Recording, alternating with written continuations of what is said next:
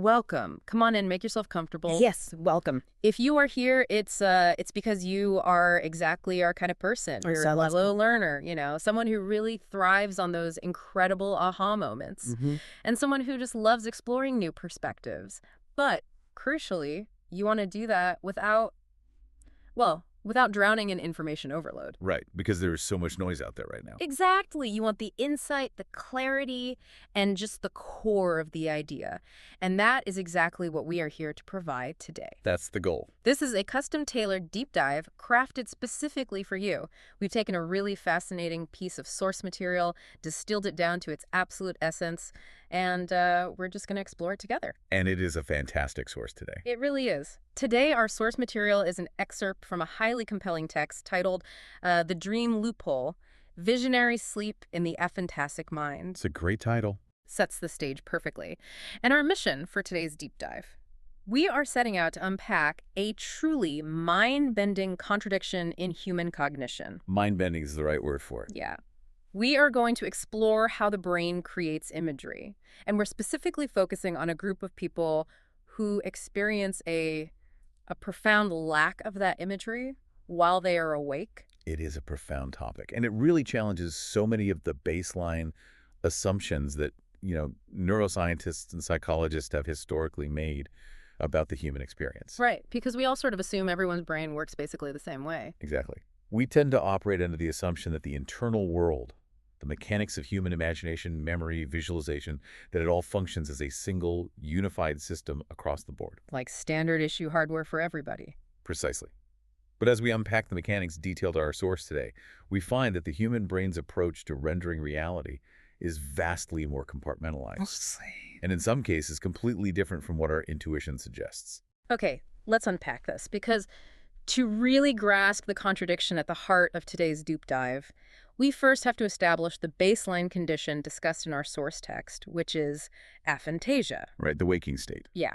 For those familiar with cognitive diversity, aphantasia is the inability to deliberately visualize imagery in the mind's eye. And that word deliberately is key. We'll definitely come back to that. But just to paint the picture, or, well, lack thereof, while a neurotypical brain can instantly conjure a visual representation of a memory or a concept on demand, an aphantasic individual cannot. They cannot. Their waking mental screen remains entirely dark. That darkness is the defining characteristic. But it is vital to emphasize the word you just used, deliberately. The source material hinges on this specific mechanism of deliberate recall. So they aren't lacking the concept of the thing. Not at all. Aphantasics possess the conceptual knowledge of objects, people, places. They can describe them, they can recognize them. Understand spatial relationships, all of that. Exactly. What they lack is the conscious, volitional ability to project that data into a visual format within their waking awareness. Which immediately presents a logical puzzle. I mean, if someone possesses all the conceptual data but cannot generate a visual image when they are consciously trying their absolute hardest to do so. The intuitive conclusion. Right. The intuitive conclusion is that the visual rendering software in the brain is simply offline. You would just assume the circuitry responsible for internal visualization is either non-existent or permanently damaged. That would be the classical, perhaps overly simplistic assumption. If the waking mind screen is entirely blank, we naturally assume the projector is broken. Makes perfect sense. No image, broken projector. But the text identifies what it calls a deeply perplexing phenomenon that completely shatters that assumption. And this brings us to the central concept of our deep dive, Here we go. the dream loophole. The dream loophole. The idea that this visual absence isn't a permanent state at all. Far from it. The text reveals a paradoxical reality. Despite their complete inability to visualize anything while awake, aphantasics frequently report seeing vivid, richly detailed mental imagery when they dream. Wow. While they're asleep, their minds are flooded with visual information. Flooded. I want to linger on the magnitude of that contradiction for a moment for you listening. Just think about that. It's massive. You have a waking brain that is completely devoid of visual imagery. The conscious attempt to see an image yields a completely dark room. Of a void. But the moment the conscious mind powers down and the individual enters a sleep state, a vibrant movie theater springs to life. Out of nowhere. The contrast between that waking nothing and the sleeping everything feels like I mean, it feels like a fundamental glitch in how we understand cognitive processing. It really does. If the machinery works perfectly well at night, why on earth is it completely inaccessible during the day? What's fascinating here is that this perplexing phenomena is not a glitch at all. Not a glitch. No. According to the text, it is a perfectly logical outcome of the brain's underlying architecture. This massive contrast forces us to completely redefine how mental imagery is generated. Because it proves it's not just one system. Unequivocally, it proves that seeing something in your mind is not driven by a single monolithic neural pathway. Yeah. If it were a single process, the machinery would either be broken all the time or working all the time. Right. You can't have a broken projector that magically fixes itself at 11 p.m. Exactly. The very existence of the dream loophole tells us that the brain has evolved completely distinct, parallel pathways for generating imagery. So what does this all mean? How does the brain actually manage this dual pathway system? Let's transition into the mechanics of this, starting with what is happening, or, well, rather, what isn't happening in the waking mind of someone with aphantasia. To understand the loophole, we really have to look at the anatomy of waking visualization first. The source material defines waking visualization as a top-down process. Top down. And the crucial element here is conscious intent. When a neurotypical person decides to picture an object, that decision originates in the higher cognitive centers, Up at the top. primarily the prefrontal cortex, which handles executive function. That deliberate intention then sends a signal downward to the visual cortex to retrieve and assemble the relevant visual data. To put a framework around this top-down deliberate process, just to make it a bit more relatable, we can think of it like a corporate hierarchy. I like that analogy. You've got the executive function sitting at the top, making a conscious decision. It sends an order down the chain of command to the visual processing centers. The factory floor. Yeah, the factory floor, essentially demanding a specific visual rendering to be built and then sent back up to conscious awareness. That corporate hierarchy framework works perfectly. But the text pushes us to look specifically at the transmission of that order. The actual communication. Right. In a neurotypical mind, the executive makes the call, the neural pathways carry the message, the visual cortex builds the image, and the conscious mind perceives it. Smooth operation.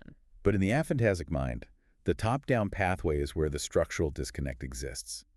The executive function makes the decision to visualize, but the deliberate, conscious intent cannot successfully activate the visual centers. So the message gets lost. The top-down pathway is either inactive, highly attenuated, or structurally blocked. So the executive order is issued, but it just dissipates before it ever reaches the visual cortex. The factory floor never receives the instructions, so the conscious screen remains completely dark. Yes. That perfectly explains the waking aphantasic experience. The deliberate effort is there, the intent is there, but the specific top-down neural bridge required to execute it is just out. Precisely. And this is why the text emphasizes the word deliberate. The inability is entirely localized to the conscious, volitional attempt to generate imagery. They are trying. Very much so. The aphantasic brain is expending the cognitive effort, but the specific top-down routing simply fails to connect the intention to the rendering engine. Okay, here's where it gets really interesting. This is the best part. If that top-down bridge is out, how do we explain the vivid, incredibly detailed visual experiences of the dreaming state? Right. Because if the executive can't reach the factory floor during the day, how is the factory producing feature films at night? This is the elegance of the dream loophole. The mechanism behind spontaneous dreaming does not rely on that top-down bridge at all. It totally bypasses it. Exactly. The text explains that dreaming utilizes an entirely different neural route, the bottom-up pathway. And the crucial distinction the source emphasizes here is the contrast between deliberate top-down generation and spontaneous bottom-up generation. Meaning the imagery isn't being ordered by the executive function at all, it's originating somewhere else entirely. Correct. The loophole exists specifically because the bottom-up pathway bypasses the need for conscious, deliberate instructions. When an aphantasic, or anyone for that matter, enters a sleep state, the prefrontal cortex, our executive decision-maker, largely powers down. Goes to sleep itself, basically. The conscious, deliberate mind goes offline. And because the top-down system is no longer active, the broken neural bridge that causes waking aphantasia is entirely irrelevant. Wow. So the executive has left the building, the top-down hierarchy is fully suspended, but the visual cortex, the actual machinery capable of generating imagery, is still fully operational down there. Waiting. And without the executive dictating what to visualize, The lower regions of the brain just start spontaneously producing imagery on their own. That captures the dynamic perfectly. Hmm. In the bottom-up pathway of sleep, imagery bubbles up from the lower brain regions, from the memory centers like the hippocampus and the emotional processing centers like the amygdala. It just bubbles up. The visual cortex is activated by internal biological processes, by memory consolidation, and by random neural firing.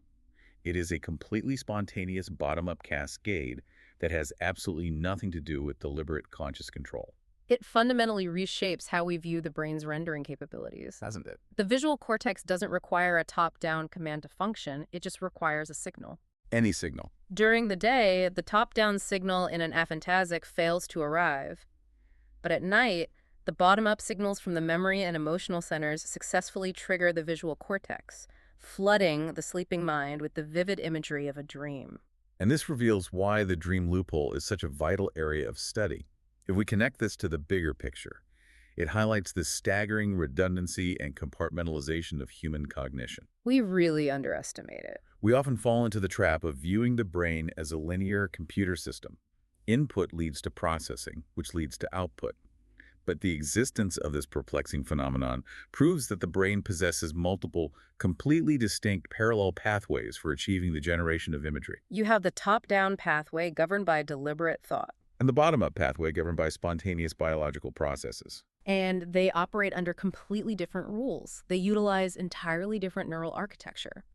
As the aphantasic experience so clearly demonstrates, one of those pathways can be completely offline, utterly inaccessible to the conscious mind, while the other remains fully functional, just waiting for the right state of consciousness to take over. Which forces a radical shift in our paradigm of human capability. It demonstrates that the inability to perform a cognitive function deliberately does not equate to a holistic inability to perform it at all. That is huge. The capacity for vivid, complex visual imagery is fully latent within the aphantasic brain. The machinery is robust, it simply requires a different neurological key to unlock it. The deliberate top-down key doesn't fit the lock. But the spontaneous bottom-up state of sleep swings the door wide open. It is a profound testament to the hidden architecture of neurobiology. I think that is the most compelling aspect of this entire deep dive. We spend so much of our waking lives identifying almost exclusively with our conscious intent. We think we are our executive function. Yes. We view our deliberate top-down decision-making as the totality of our cognitive identity. We think we are the ones steering the ship, controlling the outputs of our minds. But this text shows us that there is a massive, incredibly capable rendering engine operating underneath that conscious awareness, using pathways we cannot even deliberately access. It does challenge that identification with the conscious self. The executive function is just one part of a much larger, more complex system. When the top-down control is relinquished, the bottom-up systems demonstrate capabilities that the conscious mind, in the case of aphantasia, cannot even begin to replicate. Can't even touch it. It underscores the vast, often untapped potential that resides in the spontaneous processing networks of the brain. So I want to turn this over to you, listening right now. What stands out to you about all of this? It's a great question to reflect on. When you consider your own internal life, your own cognitive processes, think about what it means that your brain possesses these entirely separate, spontaneous, bottom-up systems running in the background. Systems that are completely divorced from your conscious control, yet are capable of rendering incredibly vivid, complex realities the moment you stop trying to dictate the outcome. It is a question of cognitive trust, in a way. The top-down pathway is demanding, and it requires significant cognitive load. The bottom-up pathway is fluid and spontaneous. It just flows. Understanding that both exist and that they operate independently allows us to view the mind not just as a tool we wield, but as an environment that generates profound experiences when we simply get out of the way. When we just get out of the way. It fundamentally changes our understanding of what the brain is capable of when we stop trying to deliberately control it. When we let the executive function power down and allow the bottom-up processes to take the wheel, entirely new worlds open up. Literally. It makes you wonder what other cognitive capabilities might be locked away, just waiting for the right pathway to be activated. The aphantasic experience, specifically through the lens of the dream loophole, serves as the perfect model for understanding this dichotomy. It takes an abstract neurological concept, dual pathways of cognition, and grounds it in a deeply human phenomenological reality. It really does. It takes something as mysterious as a dream and turns it into a map of our neural architecture. As we start to bring this custom-tailored deep dive to a close, let's gently distill the absolute core nuggets of knowledge that we've pulled from our source text today. Always good to summarize. We started with a clear mission to unpack a mind-bending contradiction in how the brain creates imagery. Looking back, we can synthesize this into three foundational takeaways. First, we established the stark neurological reality of the aphantasic waking mind. That total absence of deliberate waking visualization, where the top-down executive attempt to generate an image yields absolutely no result. The machinery is present, but conscious access is denied. Exactly. Second, we explored the core contradiction, the deeply perplexing phenomenon identified by the text as the dream loophole. This is the stunning reality that despite the complete waking blankness, aphantasics still experience incredibly vivid, richly detailed mental imagery when they are asleep. The projector works perfectly. And third, we resolve that apparent contradiction by analyzing the dual mechanics of the brain. We unpack the fundamental difference between the top-down process, which requires deliberate, conscious effort, and is structurally inaccessible in waking aphantasia. Versus the bottom-up pathway. Right. The bottom-up pathway, which drives spontaneous dreaming, successfully bypasses the top-down blockage and allows the vivid imagery to flood into awareness. This raises an important question, though, and it's something I think is well worth contemplating long after we conclude our analysis today. I'd love to hear it. We have strictly followed the source material's duality here, the top-down deliberate pathway versus the bottom-up spontaneous pathway. We've seen how the incredibly vivid imagery of the dream loophole comes exclusively from that spontaneous bottom-up pathway, a pathway that only seems to thrive and take over when our deliberate top-down control is completely turned off. Okay. So if we extrapolate strictly from the mechanics of these two systems, could it be that our conscious waking effort, the very deliberate control we value so highly in our daily lives, is actually acting as a barrier to the deepest, most vivid creative capabilities our brains possess? Wow. If the richest imagery only emerges when the conscious mind stops trying to dictate the result, what does that say about the ultimate limits of deliberate thought? That is a phenomenal point to leave off on. Does the sheer act of trying too hard, of relying entirely on that top-down executive control, actually suppress the brain's most vivid and spontaneous capabilities? It's a fascinating thought. It absolutely makes you rethink the value of simply letting the mind wander. Well, we want to thank you for joining us on this custom-tailored deep dive. We hope you got exactly the insight and the clarity you were looking for without any of the information overload. Take that final question with you and give it some real thought the next time you close your eyes. Power down your top-down deliberate control and let your bottom-up pathways take over for the night. Until next time.